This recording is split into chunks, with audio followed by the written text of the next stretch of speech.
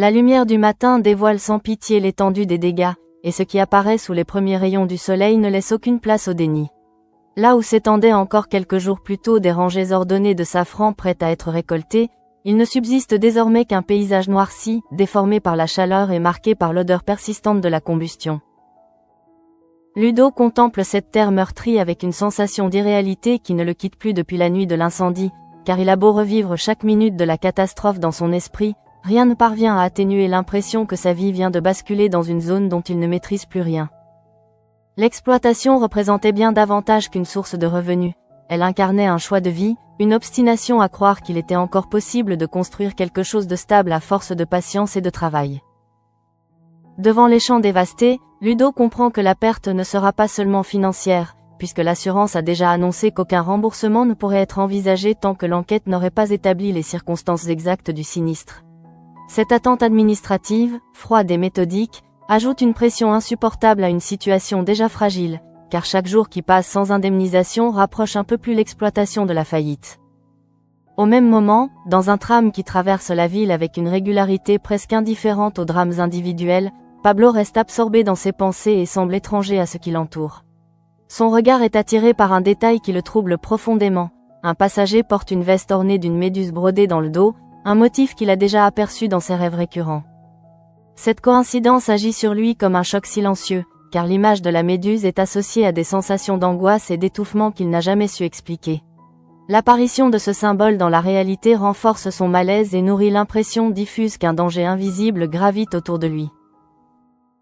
Au commissariat, l'ambiance est tout aussi lourde, même si elle se manifeste différemment.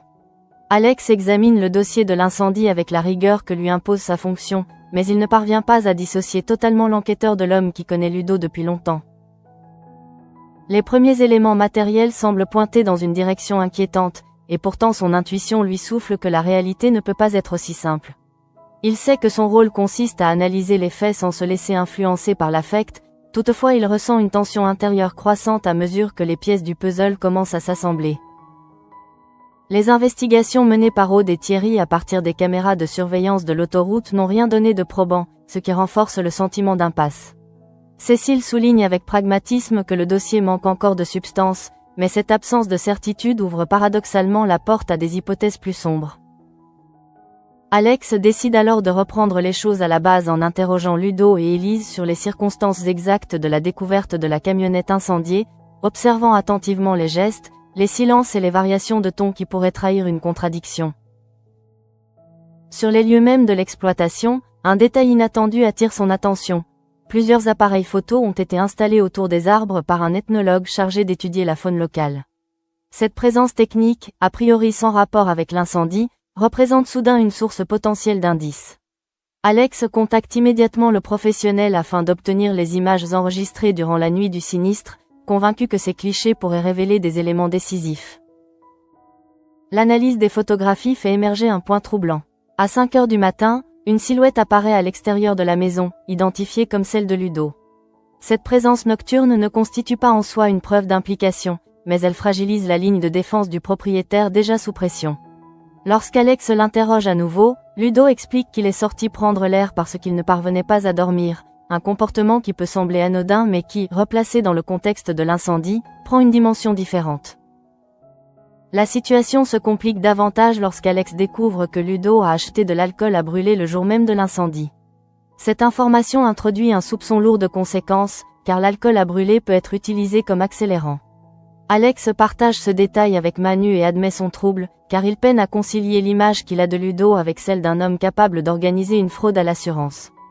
Pourtant, il ne peut ignorer la concordance des éléments matériels qui semblent s'accumuler contre lui. Dans le cercle plus intime de l'exploitation, Elodie examine les comptes avec lucidité et comprend que l'entreprise ne survivra pas sans indemnisation. Elle confie à Pauline son incompréhension face à un acte qu'elle juge gratuit et destructeur, car rien dans leur entourage ne laissait présager une haine suffisamment forte pour justifier un tel geste. Pauline, cependant, porte un secret qui transforme radicalement la perspective. 3 jours plus tôt, Léo lui a avoué être à l'origine de l'incendie, expliquant qu'il avait agi sous l'emprise d'une impulsion irréfléchie dont il mesure désormais la gravité. Pauline est bouleversée par cette confession, non seulement parce qu'elle révèle la vérité, mais aussi parce qu'elle la place dans une position morale intenable. Elle est convaincue que dénoncer Léo le détruirait définitivement et que la culpabilité qu'il éprouve constitue déjà une punition sévère. Son silence devient ainsi un choix douloureux, motivé par l'amour et la peur de briser un homme qu'elle estime fragile. Lorsqu'Élodie annonce qu'elle envisage de se rendre à la police pour éviter que Ludo ne soit accusé à tort, Pauline se braque et refuse catégoriquement de trahir Léo, même si cela signifie laisser planer les soupçons sur un innocent. Cette décision crée une fracture entre les deux femmes, car Élodie ne parvient pas à comprendre qu'on puisse sacrifier la vérité au nom d'un attachement personnel. Pendant que ces tensions s'installent, Baker fait face à une autre inquiétude liée à la situation de Pablo. Il estime que les investigations menées par Thierry et Aude manquent d'impartialité et redoute qu'une mise en examen ne soit prononcée avant que toutes les pistes aient été explorées. Animé par un sens aigu de la justice et par son attachement à Pablo, il décide de se rendre à Lyon avec Hugo afin de récupérer des éléments appartenant à Caroline et de creuser davantage la piste liée à la mort de Martin. Cette initiative, prise sans autorisation officielle, constitue un risque professionnel considérable, mais Baker accepte d'en assumer les conséquences. Janet accueille cette décision avec une compréhension silencieuse et exprime sa fierté face au courage de Baker, un soutien qui lui apporte une forme de réconfort au moment où il choisit de s'écarter des procédures habituelles. Dans un registre plus lumineux, Yann annonce à Élise, avec une certaine maladresse teintée d'enthousiasme, qu'il a entamé avec Johanna un projet d'adoption. Il reconnaît que le parcours sera long et exigeant, mais il parle de ce projet comme d'un horizon qui donne du sens à son engagement. En parallèle, Pablo et Caroline tentent de s'offrir un moment de normalité en partageant une soirée à la pizzeria, cherchant à s'éloigner des soupçons et des pressions extérieures.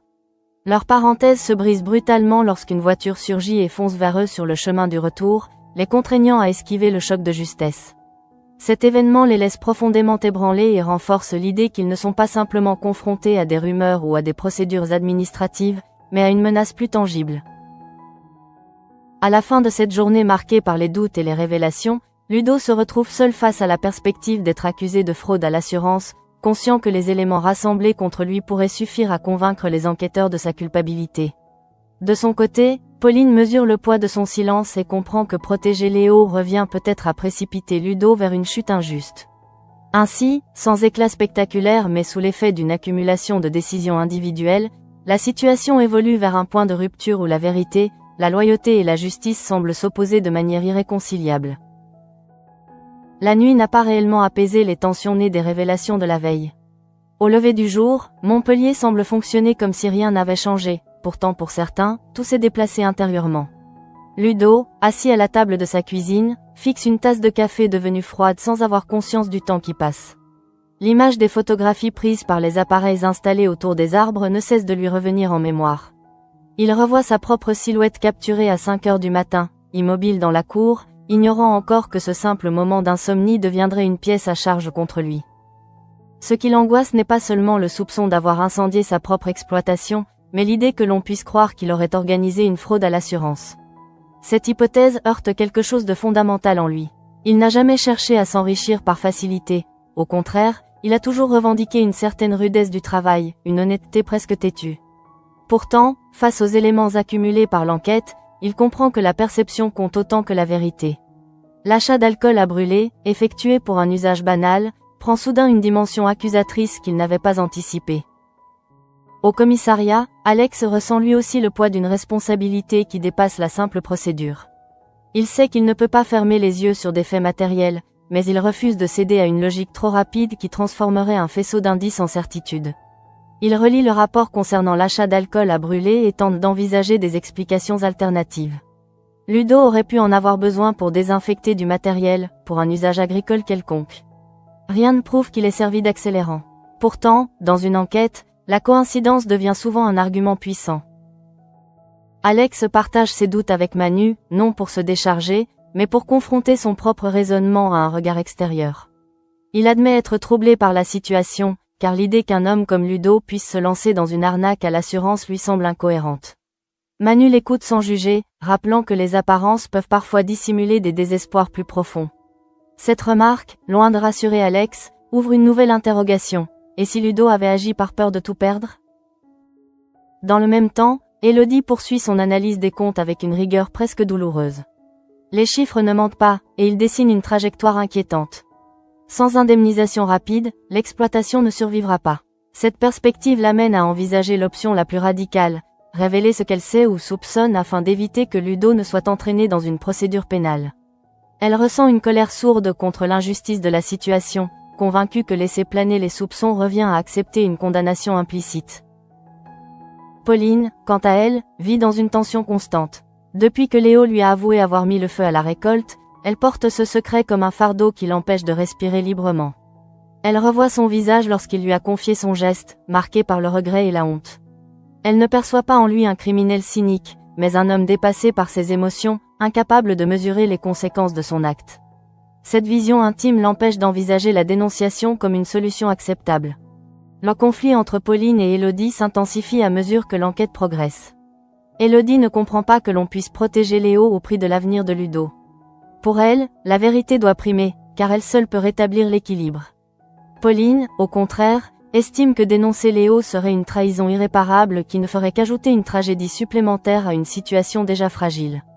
Cette divergence révèle deux conceptions opposées de la loyauté, l'une tournée vers la justice collective, l'autre vers la fidélité personnelle. Pendant que ces tensions se cristallisent autour de l'exploitation, Baker se prépare à franchir une ligne qu'il sait dangereuse. Son inquiétude pour Pablo ne relève pas d'un simple attachement affectif, elle s'enracine dans la conviction que l'enquête en cours manque d'impartialité. Il redoute qu'un excès de zèle ou une interprétation hâtive des faits ne conduise à une mise en examen prématurée. En décidant de se rendre à Lyon avec Hugo pour récupérer des éléments liés à Caroline et approfondir la piste concernant la mort de Martin, il choisit d'agir en marge des procédures officielles. Cette décision n'est pas prise à la légère.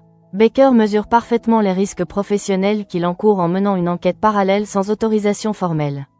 Pourtant, il estime que l'injustice potentielle qui menace Pablo justifie cette prise de risque.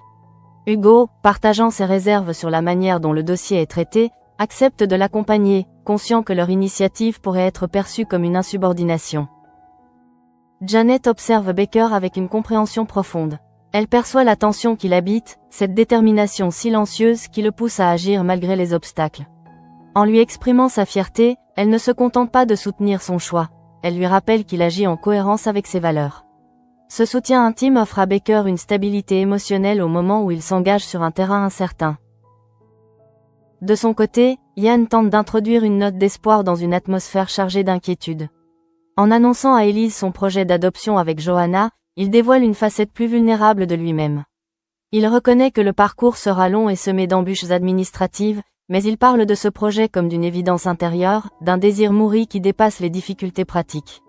Élise, d'abord méfiante face à son enthousiasme manifesté par l'arrivée de Chouquette au bureau, comprend progressivement la sincérité de son engagement. Cette annonce crée un contraste frappant avec les autres intrigues en cours. Là où certains luttent pour se défendre contre des accusations ou des menaces, Ian et Johanna envisagent l'avenir avec la volonté de construire. Cette perspective n'efface pas les tensions environnantes, mais elle rappelle que la vie continue de s'écrire sur des registres multiples. En parallèle, Pablo et Caroline tentent de préserver un espace de normalité en partageant une soirée à la pizzeria. Ils cherchent à se convaincre que les soupçons et les pressions ne doivent pas envahir chaque instant de leur quotidien. Leur conversation, ponctuée de rires et de confidences, traduit un besoin urgent de légèreté. Pourtant, cette parenthèse se referme brutalement lorsque, sur le chemin du retour, une voiture surgit et fonce vers eux avec une vitesse inquiétante. Leur réaction instinctive leur permet d'éviter le choc de justesse, mais l'événement laisse une empreinte profonde. Ce qui aurait pu être interprété comme un simple accident de circulation prend une dimension menaçante dans le contexte actuel. Pablo ressent une montée d'adrénaline mêlée à une angoisse persistante, tandis que Caroline peine à retrouver un rythme respiratoire normal. Ils comprennent que cette agression, qu'elle soit intentionnelle ou non, s'inscrit dans un climat déjà tendu. À la fin de cette journée, les lignes de fracture sont plus visibles que jamais. Ludo se trouve au bord d'une accusation formelle qui pourrait le conduire en prison pour fraude à l'assurance, alors qu'il affirme n'avoir rien fait. Pauline continue de protéger Léo au prix d'un silence qui fragilise un innocent. Baker et Hugo s'apprêtent à enquêter en secret pour éviter qu'une décision judiciaire irréversible ne soit prise trop rapidement. Ian, quant à lui, choisit d'avancer vers un projet de vie qui symbolise la confiance en l'avenir. Ainsi, sans éclat spectaculaire mais sous l'effet d'une accumulation de choix individuels, la situation évolue vers une zone de tension accrue. Chaque personnage agit selon sa conscience, persuadé de faire ce qui est juste, mais leurs décisions, en se croisant, dessinent un paysage complexe où la vérité risque d'être déformée par la peur, l'amour ou la loyauté. La tension qui s'est installée autour de l'exploitation de Ludo ne cesse de s'épaissir, comme si l'air lui-même était devenu plus difficile à respirer. Ce n'est plus seulement une enquête administrative en attente de conclusions techniques, mais une spirale psychologique dans laquelle chacun se trouve aspiré malgré lui. Les soupçons, même lorsqu'ils ne sont pas encore formalisés, ont cette capacité à modifier les regards, à altérer les silences et à transformer des gestes ordinaires en indices potentiels. Ludo commence à percevoir ce changement de manière presque physique. Il sent que quelque chose s'est déplacé dans l'attitude de ceux qui l'entourent, même si personne n'ose encore l'accuser frontalement. L'idée qu'Alex puisse douter de lui, ne serait-ce qu'un instant, l'atteint plus profondément qu'il ne l'aurait cru. Leur relation reposait sur une confiance ancienne, forgée au fil des années et des épreuves partagées. Savoir que cette confiance est désormais soumise à l'épreuve des faits crée en lui une fissure silencieuse. Il repense sans cesse à cet achat d'alcool à brûler qui semble aujourd'hui concentrer toutes les suspicions. Ce geste, banal au moment où il l'a accompli, devient rétrospectivement chargé d'un sens qu'il n'avait pas envisagé. Il mesure à quel point, dans une enquête, le contexte redessine la signification des actes. Ce qui était un simple produit utilitaire se transforme en potentiel accélérant, et cette relecture des faits lui donne le vertige. Au commissariat, Alex lutte contre un conflit intérieur qui menace sa lucidité professionnelle. Il sait que l'enquête ne peut pas être guidée par l'affection ou l'intuition, mais il refuse également de céder à une logique accusatoire qui ignorerait les zones d'ombre. Il relit les rapports, confronte les horaires, analyse les photographies prises par les appareils installés autour des arbres. La silhouette de Ludo à 5 heures du matin continue de l'interroger, non pas comme une preuve, mais comme un élément qui exige une explication solide. Ce qui trouble Alex, ce n'est pas tant la présence de Ludo dehors que le faisceau d'éléments qui s'additionnent, l'achat du produit inflammable, la situation financière fragile de l'exploitation, l'absence de témoins directs du départ de feu. Pris séparément, ces éléments pourraient paraître anodins. Réunis, ils composent une hypothèse plausible. C'est cette plausibilité qui l'inquiète, car elle pourrait suffire à convaincre un juge d'ouvrir une procédure plus lourde. Pendant ce temps, Pauline vit dans un état d'alerte constant. Elle observe l'évolution de la situation avec la conscience aiguë que la vérité lui appartient en partie, mais qu'elle refuse de la livrer.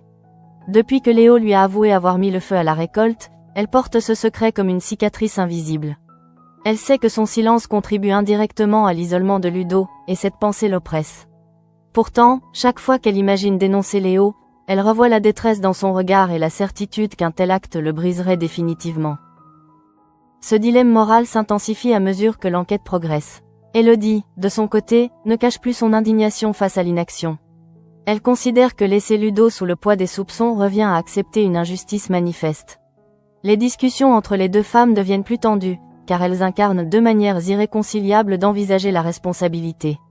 Pauline défend l'idée que l'erreur de Léo, aussi grave soit-elle, ne doit pas conduire à sa destruction totale, tandis qu'Elodie estime que la protection d'un coupable ne peut justifier le sacrifice d'un innocent.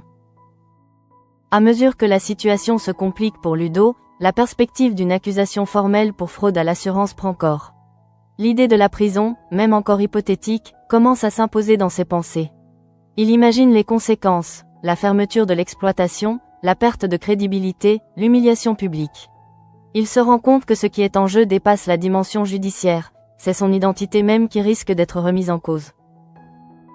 Parallèlement, Baker s'apprête à mettre en œuvre son plan pour Lyon avec Hugo.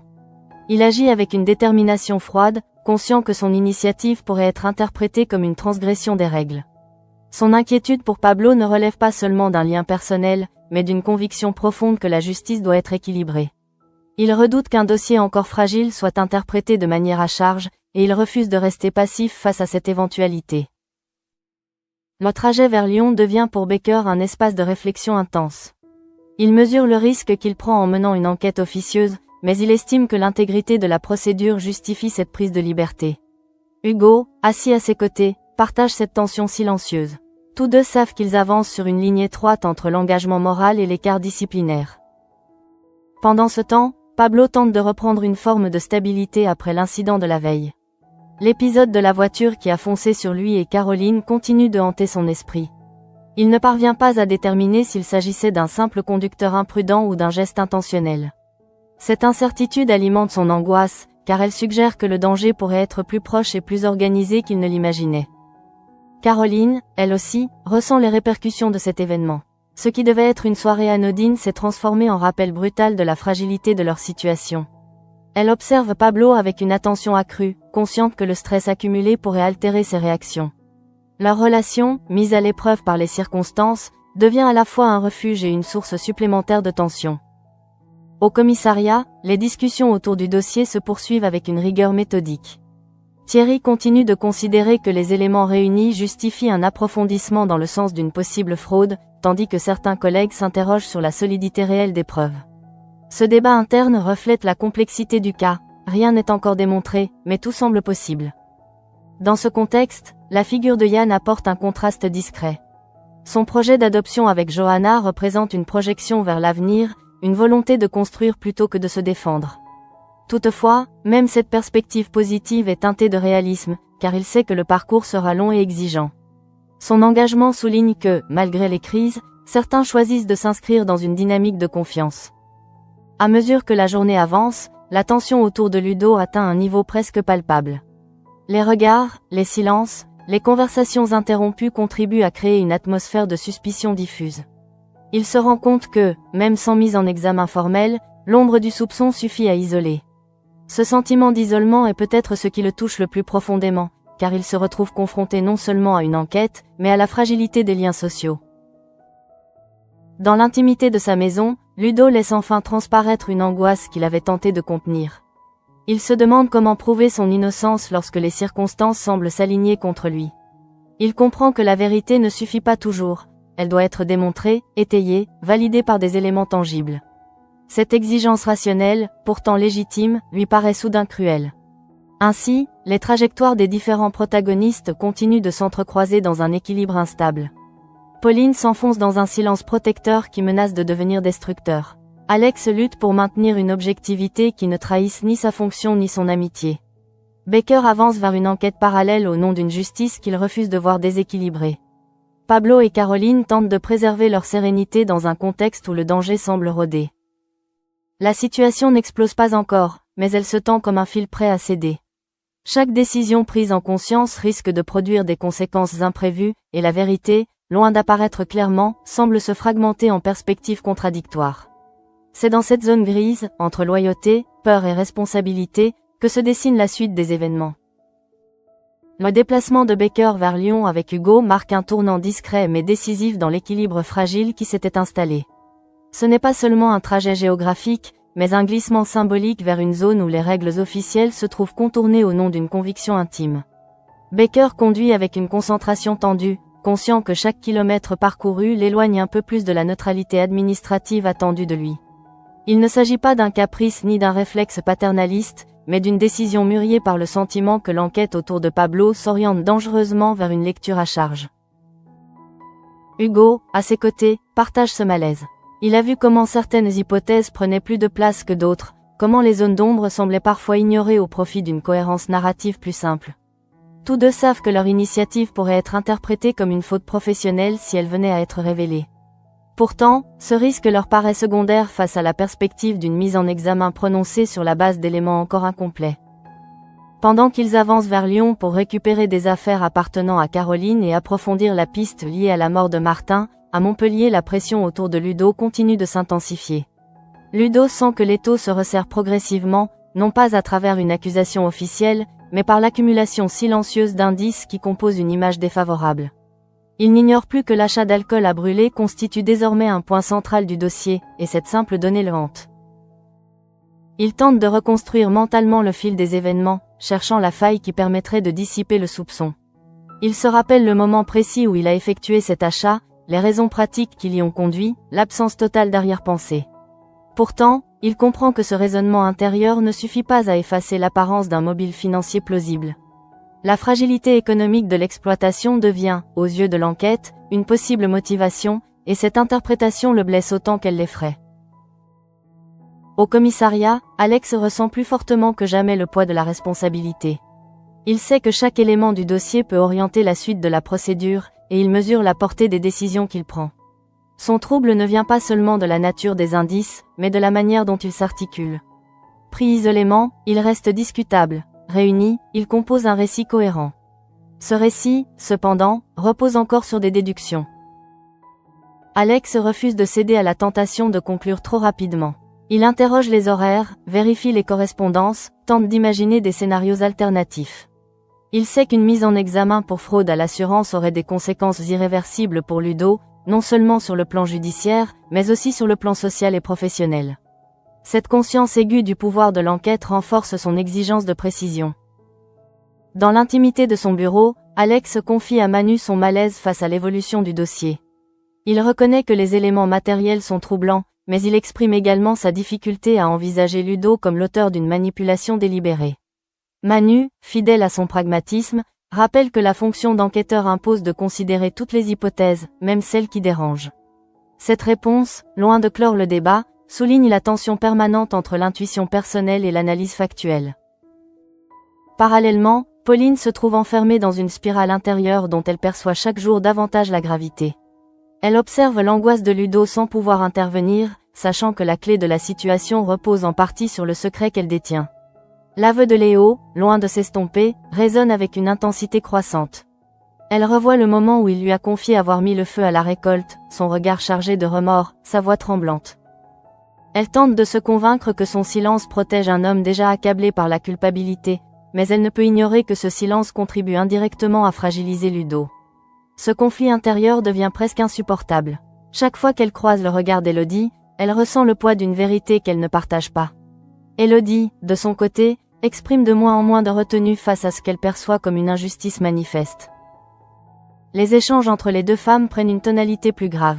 Élodie insiste sur la nécessité de faire éclater la vérité pour éviter une erreur judiciaire, tandis que Pauline demeure attachée à l'idée que dénoncer Léo reviendrait à le condamner irrémédiablement. Cette opposition révèle la complexité des loyautés humaines, où l'attachement personnel peut entrer en conflit avec la notion abstraite de justice. Pendant ce temps, Pablo tente de reprendre un semblant de normalité après l'épisode de la voiture qui a foncé sur lui et Caroline. Il ne parvient pas à se débarrasser de l'image du véhicule surgissant à toute vitesse, ni de la sensation d'être pris pour cible. Cette expérience renforce son sentiment d'insécurité et nourrit l'idée que les événements en cours ne relèvent pas uniquement de procédures administratives. Il ressent une menace diffuse, difficile à nommer, mais bien réelle. Caroline partage cette inquiétude, même si elle s'efforce de rester rationnelle.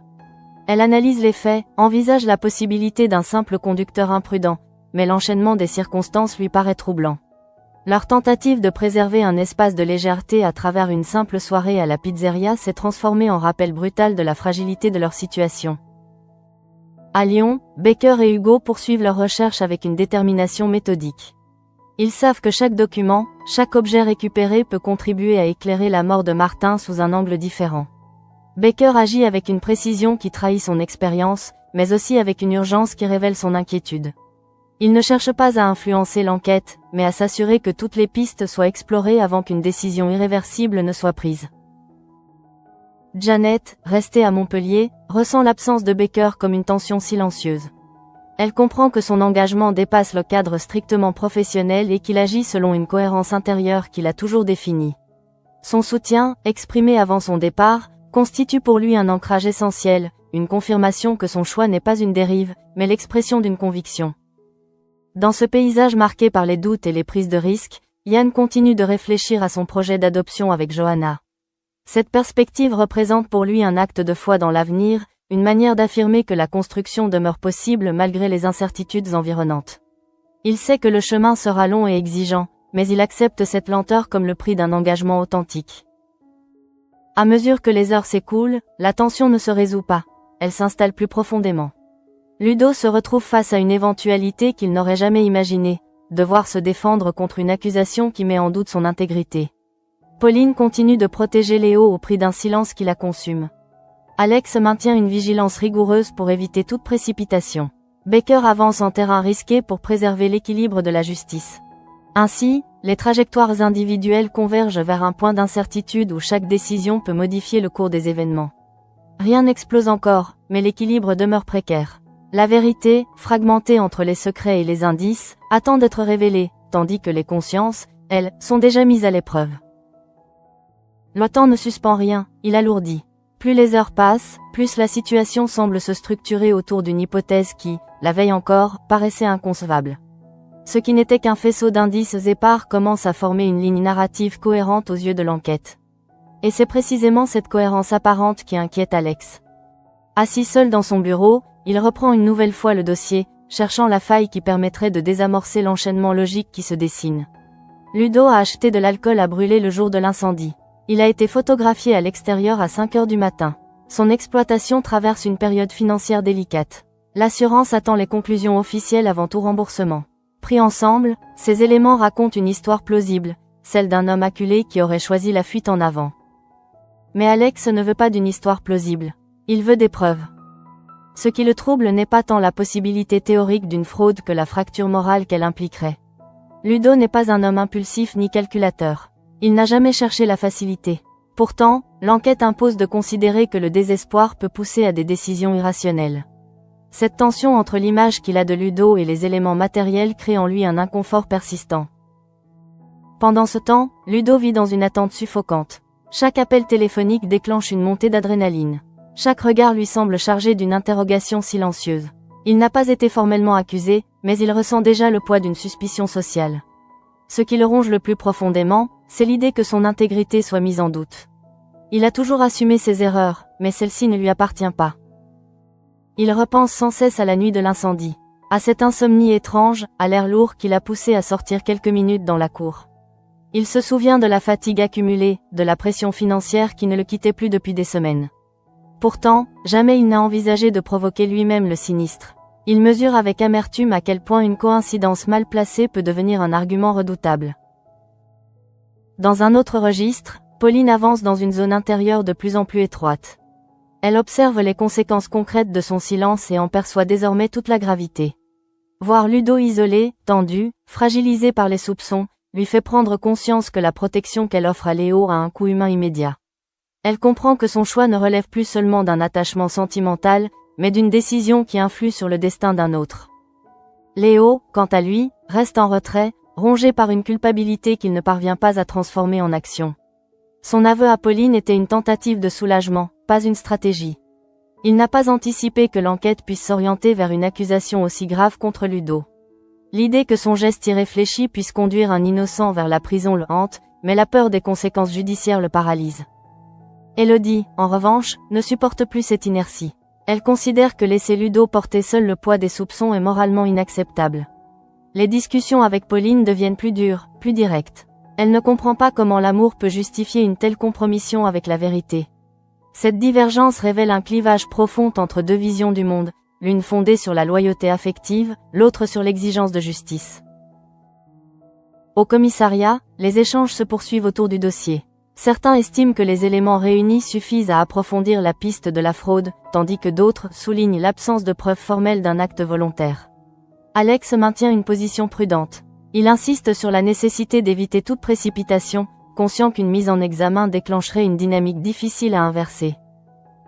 Dans le même temps, Baker et Hugo poursuivent leur démarche à Lyon. Chaque document consulté, chaque objet récupéré autour de Caroline et de la mort de Martin représente une tentative de reconstituer un contexte plus large. Baker agit avec méthode, mais son engagement personnel transparaît dans la précision avec laquelle il examine les détails. Il ne cherche pas à orienter l'enquête, mais à s'assurer qu'elle ne se referme pas trop vite sur une conclusion simplificatrice. Pablo, de son côté, ne parvient pas à se détacher de l'incident de la voiture. L'image du véhicule surgissant vers lui s'impose à son esprit avec une netteté troublante. Il s'interroge sur le hasard, sur la possibilité d'un avertissement, sur l'éventualité d'un lien avec les soupçons qui pèsent sur lui. Ce doute permanent altère son équilibre. Il tente de préserver une apparence de normalité, mais son regard trahit une vigilance accrue. Caroline ressent elle aussi cette tension diffuse. Leur proximité s'intensifie sous l'effet du danger partagé, mais elle sait que cette cohésion repose sur un sol instable. Elle analyse les faits, tente de rationaliser l'événement, mais elle ne peut ignorer le contexte général qui entoure Pablo. Ce qui aurait pu être un simple accident devient, dans ce climat, un signal inquiétant. Dans un contraste discret mais significatif, Yann continue d'avancer dans son projet d'adoption avec Johanna. Cette décision représente une projection vers un avenir construit sur la confiance et la responsabilité. Il est conscient des obstacles administratifs, des délais, des exigences, mais il aborde cette perspective avec une sérénité déterminée. Son engagement rappelle que, même au cœur des crises, certains choisissent de bâtir plutôt que de se défendre. À mesure que la journée décline, la pression autour de Ludo atteint un seuil critique. Il commence à envisager concrètement l'hypothèse d'une garde à vue, d'une mise en examen, voire d'une détention provisoire. Cette projection le sidère. Il se retrouve confronté à l'idée qu'un enchaînement de circonstances puisse le priver de sa liberté pour un acte qu'il n'a pas commis. Alex, de son côté, ressent que le dossier approche d'un point de bascule. Il sait que les supérieurs hiérarchiques attendront des conclusions claires, que l'absence de décision ne pourra pas durer indéfiniment. Il mesure l'importance de chaque vérification supplémentaire, conscient que la moindre omission pourrait avoir des conséquences irréparables. Ainsi, les trajectoires convergent vers une zone de tension maximale. Pauline doit choisir entre protéger Léo et sauver Ludo. Alex doit décider jusqu'où pousser la prudence sans paraître complaisant.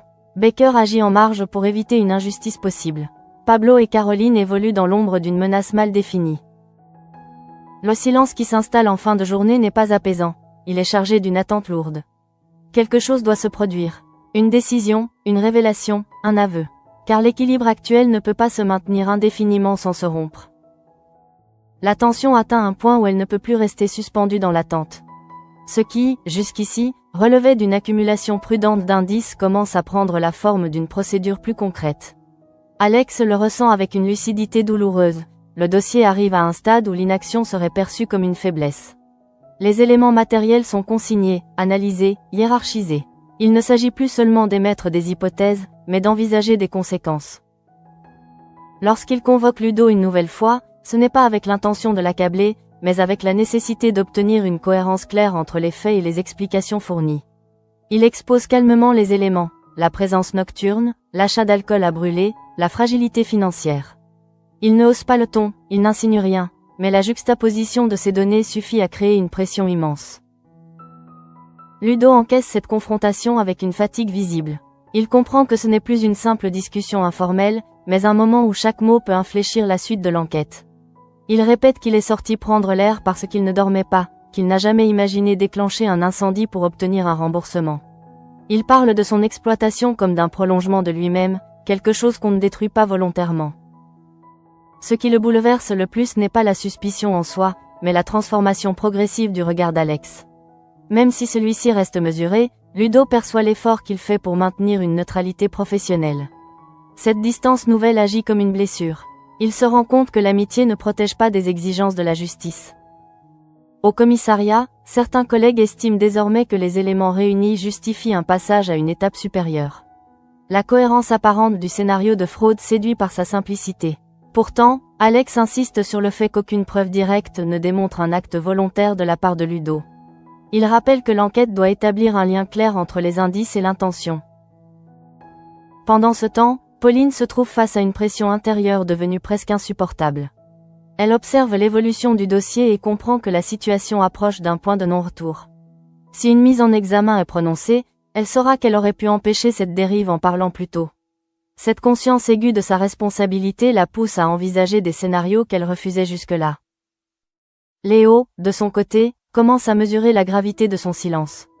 Ce qu'il avait considéré comme un aveu intime, confié à Pauline dans un moment de faiblesse, prend désormais une dimension tragique. Il n'avait pas anticipé que l'enquête se concentrerait sur Ludo avec une telle intensité. L'idée que son geste irréfléchi puisse conduire à l'incarcération d'un innocent le ronge. Pourtant, la peur des conséquences pénales le retient encore. Élodie ne cache plus son exaspération. Elle estime que l'attentisme n'est plus une option. Elle ne comprend pas que l'on puisse laisser Ludo avancer vers une accusation formelle alors que la vérité existe, même si elle est douloureuse. Ses échanges avec Pauline deviennent plus tranchés, révélant une fracture morale difficile à combler. À Lyon, Baker et Hugo poursuivent leur démarche avec une concentration accrue. Chaque élément qu'ils examinent autour des affaires de Caroline et de la mort de Martin contribue à dessiner un contexte plus complexe que celui envisagé initialement. Baker agit avec une détermination silencieuse, conscient que son initiative pourrait être contestée, mais convaincu qu'il est nécessaire d'explorer toutes les pistes avant qu'une décision irréversible ne soit prise concernant Pablo. Le souvenir de la voiture qui a foncé sur Pablo et Caroline continue de planer. Pablo analyse cet événement sous tous les angles, cherchant à comprendre s'il s'agit d'un hasard malheureux ou d'un signal. Cette incertitude nourrit son anxiété. Il ressent une vigilance permanente, comme si le danger pouvait surgir à tout moment.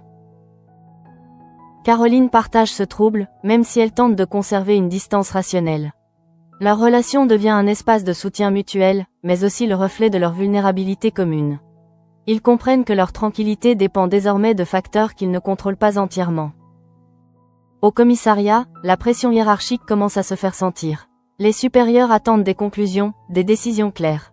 Alex sait que le temps joue contre lui. Plus l'enquête s'étire sans orientation définitive, plus la tentation d'adopter l'hypothèse la plus structurée s'intensifie. Il se trouve face à un dilemme: protéger la rigueur de l'enquête en exigeant des preuves supplémentaires, ou accepter que le faisceau d'indices puisse suffire à enclencher une procédure formelle. Dans ce climat tendu, Yann continue d'avancer dans son projet d'adoption, apportant une note discrète mais réelle d'espoir. Il parle de cette démarche avec une maturité qui contraste avec l'agitation environnante. Son engagement rappelle que la vie ne se résume pas aux crises, même si celle-ci occupe tout l'espace mental. En fin de journée, Ludo se retrouve seul, confronté à l'idée qu'une décision pourrait tomber à tout moment. Il envisage la possibilité d'être placé en garde à vue, de devoir se défendre contre une accusation qu'il juge absurde. Cette projection l'ébranle profondément. Il comprend que l'honneur et la réputation peuvent être fragiles, et que la présomption d'innocence ne protège pas du soupçon. Alex, de son côté, ressent le poids de la décision imminente.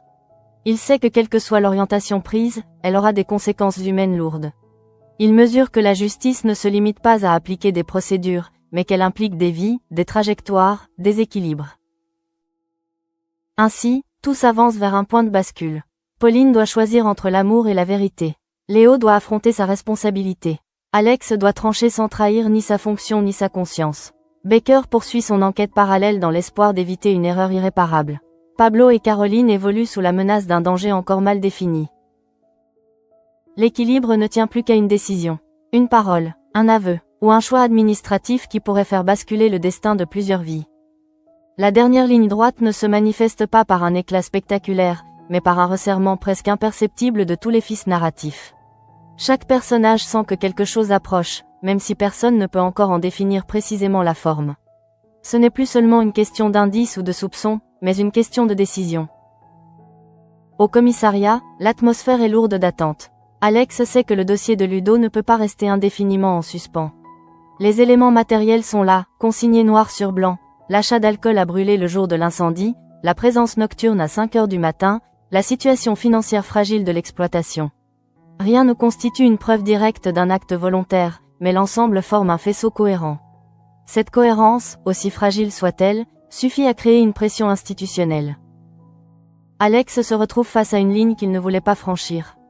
Il repense aux années passées, à la confiance construite avec Ludo, à l'image qu'il a toujours eue de lui.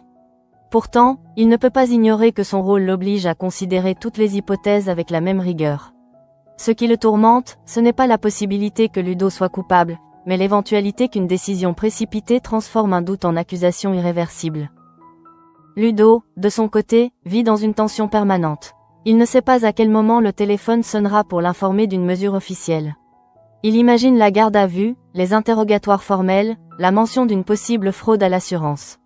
L'idée de la prison s'insinue dans ses pensées avec une violence sourde. Il ne se sent pas seulement menacé juridiquement, mais atteint dans ce qu'il est profondément, un homme qui a toujours travaillé sans détour. Chaque souvenir de la nuit de l'incendie devient une scène qu'il analyse sans cesse. Il se demande s'il aurait dû rester à l'intérieur, s'il aurait dû conserver une preuve quelconque de son insomnie, s'il aurait pu éviter cette coïncidence fatale. Il découvre avec amertume que l'innocence ne protège pas de l'ombre du soupçon. Pendant ce temps, Pauline atteint un point de rupture intérieure. Elle observe la progression du dossier et comprend que le silence n'est plus une position neutre. Protéger Léo revient désormais à exposer Ludo à un risque concret. Elle ressent physiquement la pression de ce dilemme. Chaque regard posé sur Ludo devient pour elle un rappel que la vérité pourrait tout modifier. Léo, lui aussi, vacille. Il mesure que son geste irréfléchi a déclenché une chaîne d'événements qu'il ne contrôle plus. Ce qu'il avait vécu comme une impulsion malheureuse, suivie d'un aveu confidentiel, se transforme en menace réelle pour un autre homme. La peur des conséquences judiciaires lutte en lui contre la culpabilité. Il se trouve face à une responsabilité qu'il n'a plus le luxe d'ignorer. Élodie ne cache plus son impatience. Elle estime que l'attentisme a déjà trop duré. Elle ne comprend pas que l'on puisse laisser la situation dériver vers une accusation formelle alors que la vérité existe. Sa position, claire et tranchée, accentue la fracture avec Pauline, mais elle reflète aussi une exigence morale difficile à contester. À Lyon, Baker et Hugo poursuivent leur enquête parallèle avec une détermination intacte. Chaque élément recueilli autour de Caroline et de la mort de Martin renforce leur conviction que le dossier est plus complexe qu'il n'y paraît. Baker agit avec la conscience aiguë qu'il marche en dehors des lignes officielles. Il sait que son initiative pourrait lui être reprochée, mais il refuse de laisser une décision prématurée sceller le sort de Pablo. Pablo, quant à lui, continue de ressentir l'écho de la voiture qui a foncé sur lui et Caroline. Ce moment suspendu, où la collision a été évitée de justesse, agit comme un rappel brutal de la fragilité de sa situation. Il ne parvient pas à déterminer si cet événement est un hasard ou un avertissement. Cette incertitude nourrit une vigilance constante, presque épuisante. Caroline partage cette inquiétude. Elle tente de rationaliser, d'analyser, mais elle perçoit que quelque chose d'invisible se joue en arrière-plan. Leur lien se renforce sous la pression, mais il est aussi traversé par une tension silencieuse. Ils savent que la stabilité de leur quotidien dépend de décisions prises ailleurs. Au commissariat, l'heure des choix approche. Alex ressent le poids de la hiérarchie et l'exigence d'une orientation claire. Il sait qu'il devra bientôt acter une étape, que ce soit un approfondissement formel de la piste de la fraude ou la poursuite d'investigations complémentaires. Chaque option comporte un risque, celui d'injustice ou celui d'inaction. Dans un registre plus lumineux, Yann poursuit son projet d'adoption avec Johanna. Ce choix représente une affirmation de confiance dans l'avenir, une manière de dire que la construction demeure possible malgré les crises. Son engagement agit comme un contrepoint discret aux tensions environnantes, rappelant que la vie ne se résume pas aux épreuves. Alors que la journée s'achève, chacun se retrouve face à sa conscience. Ludo attend une décision qui pourrait bouleverser son existence. Pauline sait qu'un aveu pourrait tout changer, mais aussi tout détruire. Léo oscille entre peur et responsabilité. Alex mesure que son prochain acte aura des répercussions humaines profondes. Baker avance en terrain risqué pour préserver l'équilibre de la justice. Pablo et Caroline évoluent sous l'ombre d'une menace encore floue.